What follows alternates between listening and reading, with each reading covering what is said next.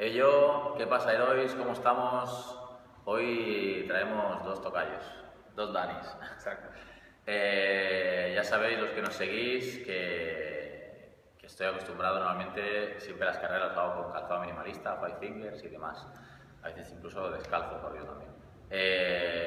Y quería traer hoy a un experto en el ámbito, Daniel Ruiz, en Twitter conocido por el polémico Desifisio, y también tiene un blog, Run Revolution. Evolution, no Revolution, me he equivocado. Run Evolution.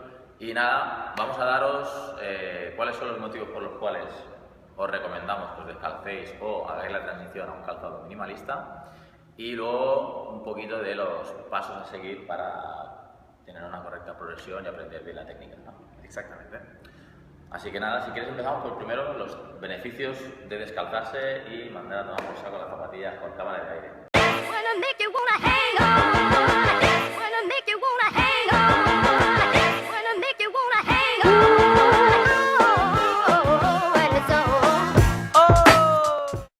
Hay tres, básicamente.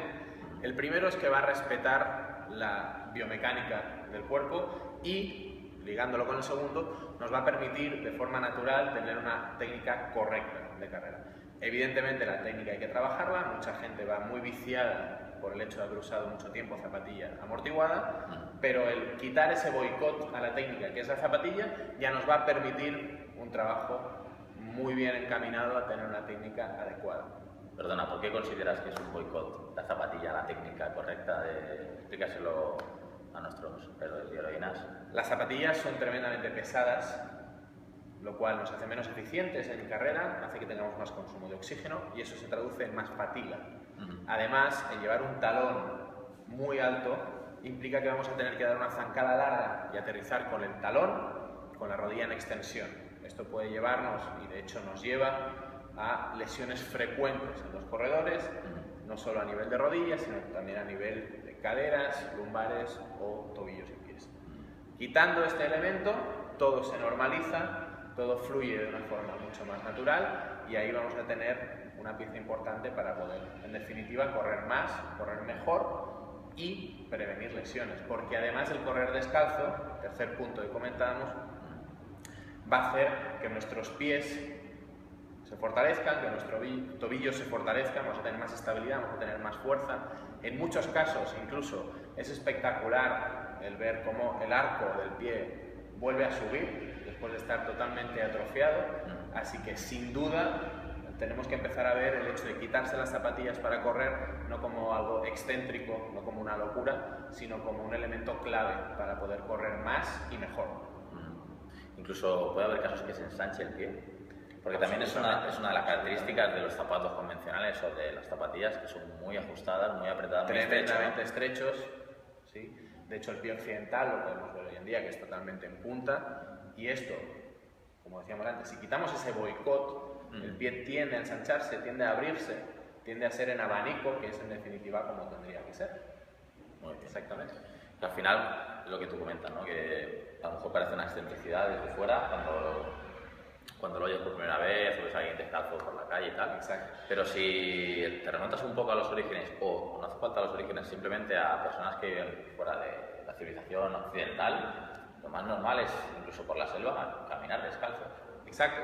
Y además podemos aprovechar el vídeo para hacer hincapié en un detalle que ocurrió hace muy poquito, y es que un fenómeno del triatlón como Iván Raña ha saltado a la palestra por haber corrido toda la serie de 10 kilómetros del último triatlón en el que participó descalzo, y a nosotros, con perdón, nos hace mucha gracia porque ahora todo el mundo está alucinando con ese hecho y algunos, como tú, como yo, como mucha gente que conocemos, lo llevan haciendo años y años. Bueno, a veces también hace falta que alguien muy conocido haga algo así, aunque luego se lleve la medalla, ¿no? Pero yo sigo estando convencido, aprovecho para decirlo, que en el deporte de élite, en los atletas de élite, evidentemente hoy marcado por la influencia de las marcas, pues, como es normal, habría mejoras y habría sorpresas si muchos atletas se para minimalismo. Sí, o corrieran descalzos, estoy convencido. Sí, porque al final, en un principio, el objetivo del calzado era simplemente abrigar y cubrir de posibles Proteger de rozaduras, cortes y tal, ¿no? exactamente. Pero nada de amortiguar ni... La amortiguación nace, se estima en la mitad, finales de los 70, con un invento de Bill Bowerman, el fundador de Nike, que nadie sabe muy bien cómo ni por qué, se convirtió en un estándar y hoy en día, pues bueno, al final el marketing, esa gran maquinaria, El dinero manda. que nos vende cosas continuamente, ha conseguido que ir a comprar una zapatilla para correr, que simplemente sea una protección para el pie, sea una tarea dificilísima. Muy bien, o sea que no es tan excéntrico. No Aunque es tan a la excéntrico. gente se lo pueda parecer, pero tiene su sentido, Exacto. sus orígenes y es mucho más natural. Totalmente. Un ejemplo que ahora me viene a la cabeza es los niños. Los niños cuando acostumbran a jugar descalzos, les encanta ir descalzos. Y es más, luego ahora cuando expliques la técnica veremos, tampoco quiero entrar en detalles, pero tú a un niño le dices que corra descalzo y luego viéndole cómo tiene el pie de manchado, ha corrido, sabes que ha corrido perfectamente, Exactamente. sin que nadie le enseñe la técnica barefoot ni nada. Por naturaleza es la manera de correr, pero luego con el calzado y... Hay que tener claro, Dani, que la técnica de carrera se deforma exclusivamente por el calzado. Así es simple. Y de hecho, incluso a nivel occidental, en muchos países como Nueva Zelanda o Australia, es normal, es habitual ver a gente descalza haciendo cualquier labor cotidiana, ir a comprar, ir al banco, ir a votar.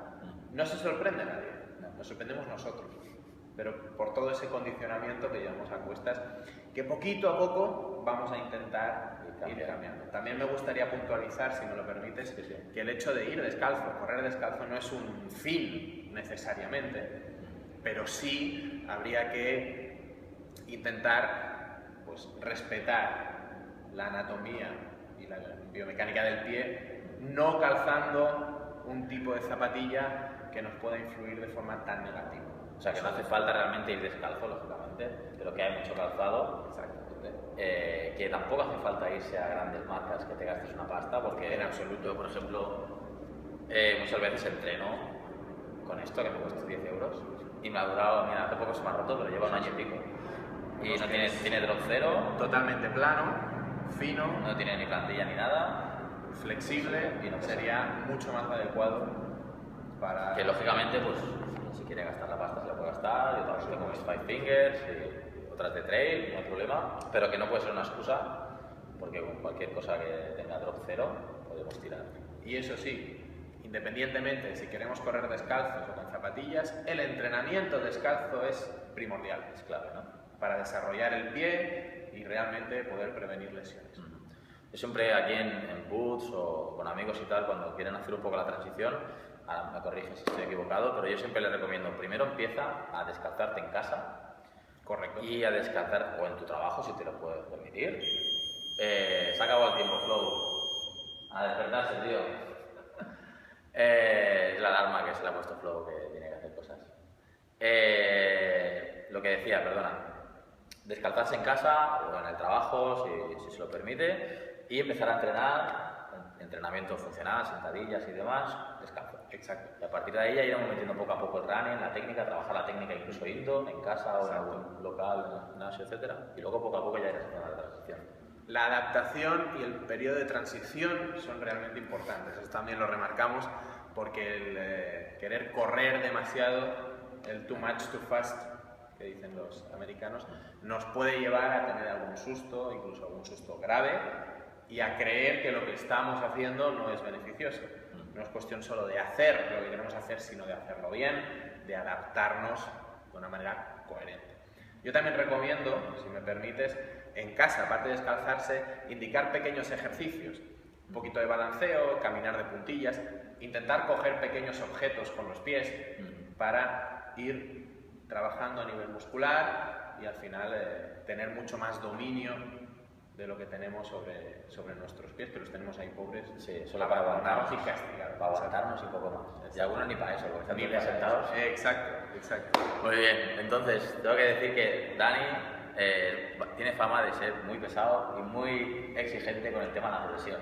Mucho. Con sus clientes lo lleva a rajatabla. También es cierto que la gente tiene ansia normal, la gente que le gusta mucho correr, pues tiene ganas de disfrutarlo, ¿no? Pero lógicamente, como tú dices, es muy importante la progresión. Al hilo de esto, permíteme comentar algo que se repite mucho entre mis pacientes, y es que personas que llevan igual corriendo 5 o 10 años con dolor constante, les enseñamos la técnica, se descalzan y empiezan a correr, descubren que el correr es otra cosa, que el correr no es sufrir, que el correr es disfrutar. Y a veces, si les pautamos 10 minutos de carrera, esa sensación de bienestar, esa sensación de poder hacer lo que quieren hacer de una forma tan agradable, les lleva a olvidarse del reloj y a pasarse un poquito de rosca. Al final tenemos que ir siempre frenando un pelín. Pero esto es producto de que descubrir que uno puede correr y disfrutar es una maravilla.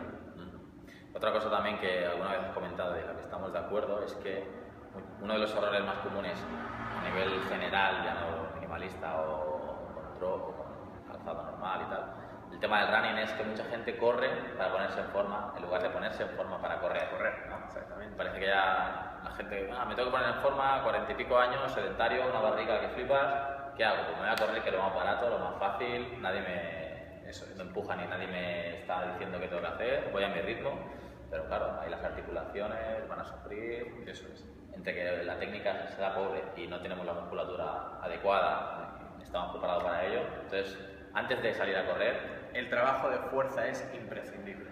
sentadillas, cualquier tipo sentadillas, tío, es el ejercicio rey. Es el rey, hay muchos otros, ¿sí? Pero es uno de los ejercicios Pero un clave. trabajo como el que se hace, por ejemplo, aquí en Boots es primordial antes de afrontar realmente una carrera, incluso de media distancia, para evitar lesiones, desde luego. Que eso no quiere decir que no vayan a correr nada. O sea, Exacto. a lo mejor dicen, pues pueden hacer circuitos en los cuales mezclas sentadillas con burpees, con algún ejercicio de core y luego vas a correr 200, 300 metros con la calma, vuelves.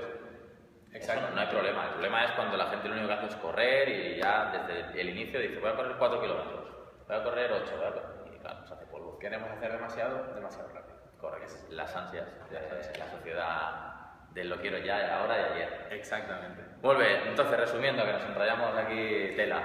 Los 3 beneficios básicos. Permite... Lo recordamos. Exactamente. Nos permite, de una manera natural, tener una técnica mucho más adecuada. No tenemos ese boicot a la técnica que son las zapatillas amortiguadas. Respeta la anatomía y la biomecánica del pie, del tobillo, y nos ayuda a fortalecer a nivel músculo-tendinoso y a nivel ligamentoso y a estabilizar mucho mejor el pie y el tobillo. Muy bien. Y eso va a derivar en disfrutar más, correr más, correr mejor y lesionarse menos. O sea, de puta madre. Perfecto. Eso es. Muy bien, entonces ahora, antes de empezar la demostración, explícanos cuáles Vamos son a dar las claves para aprender bien la técnica. Eso es. 4 pinceladas generales de lo que tendría que ser una técnica de carrera adecuada. Obviamente luego hay matices, pero nos vamos a quedar ahora con la idea. La postura debe ser erguida y relajada. Si veis a cualquier corredor amortiguado, veréis que va totalmente tirado hacia adelante, ¿sí? Debemos ir mucho más erguidos, inclinados solo un pelín, con los hombros relajados. Correr es disfrutar, no es sufrir. Eso tenemos que metérnoslo en la cabeza. El aterrizaje debería ser con la parte del metatarso, la parte delantera del pie, primero y con el talón después, y no al revés, o con el pie plano, ¿sí? Después, la cadencia tiene que ser alta. Nos movemos con un ideal teórico de referencia, que son 180 pasos por minuto, que es donde el tendón de Aquiles es más eficiente retornando la energía que acumula y por tanto nos va a dar mayor facilidad a la hora de correr. Y el paso debe ser corto. La zancada nunca debe ir por delante de mí, evidentemente sí en la fase de vuelo, pero en la recogida y lo que es el primer apoyo del pie tiene que ser cortito y debe caer debajo aproximadamente de nuestro centro de gravedad. Perfecto, pues vamos a verlo. demostrarlo. Exactamente. Ok, punto número 1, posición erguida y relajada. Nada de estar aquí, ni aquí, curvado, sino aquí. Tranquilo, recto y con los hombros relajados. Ok, número 2, cadencia alta, unos 180 pasos por minuto. Atención.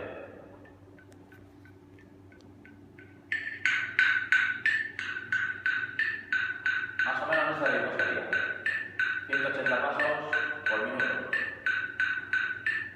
Ahí tenemos un metrónomo que nos va indicando el paso y esta sería la cadencia normal. A partir de ahí luego cada persona iría haciendo variaciones en función de su anatomía. Vale, punto 3, el aterrizaje. Normalmente, como decía Dani Ruiz, con zapatillas con drop, con amortiguación, con el peso de la zapatilla y porque ya invita el propio talón, aterrizamos por delante de nuestro eje vertical y con la rodilla extendida con el talón. Cuando lo ideal sería aterrizar con el metatarso o con el biplar. El talón toca el suelo, pero lo último, pesa el suelo, muy ligeramente. Sería algo así. No, quédate quieto si quieres y paso, ¿no?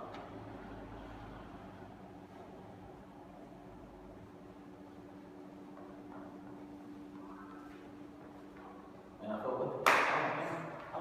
Vamos, pasa, tío. Levanta un pelín las rodillas, Dani. Vale. Al correr. Venga, vamos. Pero vas por el otro lado si no se ven los pies, tío.